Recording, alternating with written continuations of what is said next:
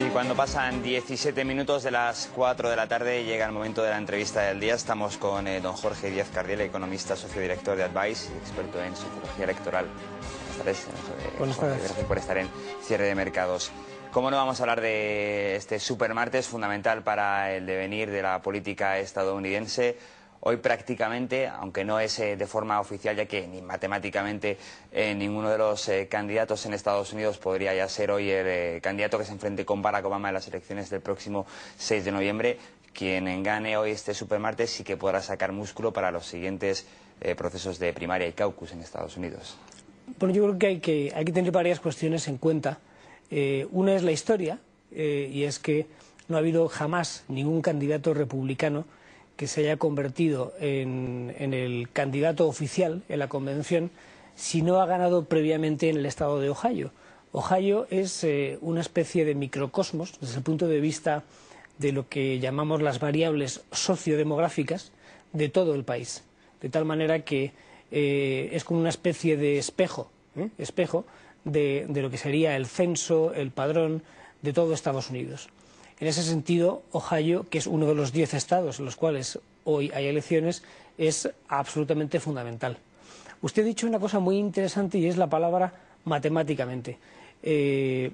¿Por qué? Porque hasta el año 2008 el Partido Republicano tenía unas normas por las cuales el ganador de las primarias, primarias o caucus, en cada uno de los estados donde hay elecciones, quien ganaba se llevaba todos los delegados, porque hay que recordar que las elecciones en Estados Unidos, tanto las primarias como las presidenciales, no son elecciones directas, sino que son indirectas. Se elige a un colegio electoral, que a su vez elige, en su caso, al candidato o en su caso al presidente. Entonces, las nuevas reglas puestas en marcha por el Partido Republicano hacen que matemáticamente sea imposible que de mañana, que de hoy, cuando mañana sepamos los resultados, haya un único vencedor. Pero sí cabe extraer algunas conclusiones de lo que pase mañana. Una es que conforme se vaya produciendo ese reparto proporcional, donde, por cierto, cada estado tiene sus propias normas, con lo cual intentar acertar en cada uno de ellos, y yo he hecho el ejercicio en los últimos 6 días de intentar saber qué porcentaje de votos se iba a llevar cada uno de los 4 candidatos y, por tanto, qué número de delegados se iba a llevar. Pues la primera conclusión es, bueno, hay alguien que se llevará un mayor número de delegados. Hay 437 delegados en liza y, ojo, tan solo aquel que consiga, en total, 1.141 será candidato a la presidencia. Aquí hay varias personas que se la están jugando claramente. El primero es Romney, lleva 5 victorias consecutivas, más otras 2 previas. Conseguir muchos delegados, y lo más estadísticamente probable hoy es que quizá consiga en torno a un 51% del número de delegados, no del porcentaje de votos, lo cual pues supondría en torno a 224, grosso modo, y eso pues daría una indicación de que Romney, pues una vez más, se sitúa en cabeza. Además, es curioso porque el Instituto Gallup acaba de hacer pública una encuesta en la cual, comparando a Romney con cada uno de los otros contendientes republicanos, Romney aparece como el ganador en el caso de que hubiera unas primarias en todo Estados Unidos. Con lo cual, número de delegados, un posible, no digo ganador, pero sí mayor aglutinador de delegados, y en cualquier caso, eso sí, puesto que los 4 que se presentan hoy al supermartes han dicho que van a seguir hasta el final, cabe prever que las primarias republicanas sean todavía largas, bien en semanas o en meses. En ese ámbito quería incidir yo, porque ¿no le parece que es un proceso de selección muy transparente, como es un proceso de primarias en cualquier partido, pero muy largo justo en un año electoral como es este, en el que a finales de noviembre se elige presidente del gobierno americano? Es decir, es una carrera de fondo en el que prácticamente dura un año. En agosto de 2011 se eligen los candidatos, se postulan los candidatos. Y en agosto de 2012, en la conferencia de Tampa, se elegirá el candidato que se enfrentará con Barack Obama. Quizás no le están haciendo la campaña a los demócratas cuando tengan que elegir candidato sea Mitt Romney, por el número de victorias que lleva y número de delegados en este proceso de primarias de cara a noviembre. Es decir, ¿con qué, llamemos de legitimidad quizás, cuando los diferentes candidatos entre ellos se están reprochando unos su exceso de conservadurismo, otros que no tiene tanto conservadurismo, unos sus políticas? Cuando lleguen de agosto a noviembre la campaña electoral, Obama va a estar muy fresco, mientras que el candidato que salga elegido en este proceso de primarias va a estar muy desgastado dentro de su propio partido. De lo que usted ha dicho se derivan varias cuestiones. Una primera, al final del camino, el Partido Republicano se va a encontrar con 4 candidatos, puesto que todos han dicho que quieren llegar efectivamente a Tampa, Florida, hasta el último día, extraordinariamente cansados desde 2 puntos de vista. Uno, desgastados electoralmente. ¿Por qué? Porque se están viendo obligados, entre comillas, obligados a insultarse unos a otros, y eso, bueno, a eso lo voy a denominar de una manera eufemística como una especie de lucha fratricida en un partido que tendría que estar mostrando unidad. Y lo que vemos es que conservadores sociales van por un lado, siguen a Rick Santorum en cuestiones como aborto, divorcio, lo que en Europa interpretaríamos como cuestiones éticas, morales o religiosas, algo que ya casi se nos ha olvidado, que era el movimiento del Tea Party, que está desaparecido en combate, pues ha prestado su apoyo en los diversos estados en los que ha habido primarias, bien a Newt Gingrich o bien a Rick Santorum, pero ellos son conservadores fiscales, es decir, reducción del tamaño del Estado, disminución del papel del Estado en la economía, menores impuestos, pero luego tenemos a un Mitt Romney que está harto, lo ha dicho ya hasta la saciedad, de tener que hablar de cuestiones morales, sociales, cuando él de lo que quiere hablar es de la economía, que es el principal problema de los norteamericanos. Claro, porque visto quizás desde Europa, esta campaña del Partido Republicano se está centrando mucho en diferentes valores que quizás al americano medio no le interesen, le interesa más la economía.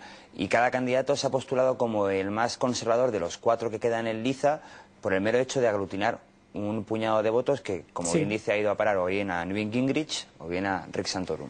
La verdad es que al final del camino, puesto que el partido está absolutamente dividido en estos momentos, y por un lado están aquellos que apoyan al aparato del partido y que están, de hecho, mostrando su apoyo públicamente a Mitt Romney. El último ha sido el más importante de todos ellos, el líder de la mayoría en la Cámara de Representantes, Eric Cantor, que precisamente ha dicho apoyo a Mitt Romney porque es el candidato más cualificado para solucionar nuestro principal problema, que es la economía. Gingrich es un hombre que no tiene ninguna credibilidad, es decir, cambia de esposas y de religión como algunos se cambian de corbata. Lo estoy diciendo de una manera un poco frívola, pero así es como lo ve el electorado americano. De hecho, los 80 millones de evangélicos y los 70 millones de católicos no se ven reflejados en Gingrich. En cambio, en Santorum ven a un hombre que es auténticamente genuino, pero de quien, por la publicidad negativa que está haciendo Mitt Romney acerca de él, está mostrando que hay un Santorum que durante 16 años fue senador y que votó en contra de su conciencia de manera sistemática multitud de leyes en cuestiones como contracepción, aborto, divorcio, etcétera, pero que ahora defiende esas mismas cuestiones. Entonces, como Romney ve que Santorum es un enemigo real, pues le pongo por ejemplo que de los 10 millones que Romney se ha gastado en publicidad en Ohio, 5 han ido dirigidos a publicidad negativa en contra de Romney. Y el último comentario sobre esto que estamos hablando, y es que Barack Obama lleva recaudados más del doble de lo que llevan recaudados todos los candidatos republicanos, pero él solamente se ha gastado un 46% de esa cantidad, que es en torno a 146 millones de dólares. Bueno, pues la media de gasto de los 4 candidatos republicanos oscila entre el 76% y el 86%. Es decir, que se están quedando sin dinero. dinero que tendrían que emplear el día 6 de noviembre cuando se enfrenten con Barack Obama. Y ahí entran en juego esos comités de acción política que tan de moda han estado en las últimas semanas, sí, abordando sobre todo esa gran cantidad de dinero que Barack Obama en su recaudación sacaría al resto de candidatos, y de ahí lo que yo le comentaba sobre el posible desgaste del candidato republicano, sí, de aquí al proceso presidencial de noviembre. Hasta tal punto es así que, de hecho, todas las encuestas que yo he llevado a cabo en los últimos meses, desde que empezaron las primarias, enfrentando semanalmente a Barack Obama con cada uno de los 4 candidatos republicanos, sistemáticamente gana siempre Barack Obama. Pero en las últimas semanas ese desgaste del que estamos hablando acerca de los candidatos republicanos es de tal calado que le están haciendo gratis la campaña de Barack Obama. De tal manera que, primero, no se gasta dinero, segundo, no se desgasta políticamente, aun cuando cometió un error garrafal cuando decidió meterse en contra del Consejo de sus asesores, tanto católicos como judíos, al 50% de la Casa Blanca, en la cuestión de la contracepción dentro del marco de la reforma sanitaria, porque eso, según las encuestas, puso al 78% de todo el electorado americano en contra de Obama. Por eso Obama dio parcialmente marcha atrás, porque electoralmente no le venía bien. Por lo demás, su índice de aprobación, que estaba durante el año 2011 en una media aritmética del 43%, el más bajo del siglo junto con el de George Bush, resulta que a día de hoy es 48% de aprobación, 46% de desaprobación. Y además, si hubiera elecciones hoy, ganaría a cualquiera de los candidatos por un porcentaje de no menos de 10 puntos. Y quizás el establishment republicano no podría haber optado por un número de candidatos más reducido. Es decir, ni Ron Paul ni Newt Gingrich han sido realmente trascendentes en este proceso de primarias en el Partido Republicano, y sin embargo van a durar hasta el final, lo que va a aumentar ese desgaste que estamos hablando para los dos favoritos, como son Mitt Romney y la eclosión de Rick Santorum. Pues, de hecho, esas dos personas que usted ha nombrado, Gingrich y Ron Paul, son un problema para el Partido Republicano. Gingrich, en la medida en la cual lo que puede hacer es decepcionar, desmotivar al electorado, porque no le ve como un candidato genuino. Y cuando pasan 17... O sea, como presidente de la Cámara de Representantes, pero que luego está trabajando durante 15 años como lobista y que continuamente ha hecho lo contrario de lo que decía, el ejemplo más emblemático es cuando en el año 98 intenta llevar a juicio, a través del proceso llamado de impeachment en norteamericano, al presidente Bill Clinton por el asunto de Mónica Lewinsky, cuando en aquel momento su segunda esposa estaba enferma de cáncer y él tenía, con perdón, un lío de faldas con una mujer que trabajaba con él y que acaba convirtiéndose en su tercera esposa. Es decir, critica acerca de Clinton sobre un tema que él mismo está haciendo, es ser infiel a su mujer. Cuando lo supo, el Partido Republicano se rebeló y le echó temporalmente del partido y, por supuesto, le quitó la presidencia de la Cámara de Representantes. Ron Paul es un peligro de otro estilo, de otra naturaleza. Muy brevemente, Ron Paul ha dicho que si no gana la nominación, y no la va a ganar, montará su propio partido político. Y eso me recuerda a lo que sucedió en el año 92 y en el año 96, cuando Ross Perot se presentó y le robó, entre comillas, 2 millones de votos a George Bush padre en el 92 y a Bob Dole, el senador, en el año 96, y como consecuencia le dio la victoria a Clinton. Demócratas. Efectivamente. Ya para terminar, una apuesta por su parte para este supermartes, en el caso de que saliese un vencedor, si finalmente va a ser el candidato que se enfrente con Obama en noviembre. Por número de delegados tengo muy claro que el que más delegados va a obtener va a ser Mitt Romney, con diferencia. Tenga en cuenta que, aun cuando, por ejemplo, en Ohio yo le doy una diferencia de entre 1.5, 2.5 en estimación de voto registrado. Eso significaría un empate técnico a efectos del reparto de delegados. Pero si además, como estoy absolutamente cierto de que va a ser así, gana en estados como Massachusetts, que es su propio estado. Fue gobernador. Efectivamente, y son 44 delegados.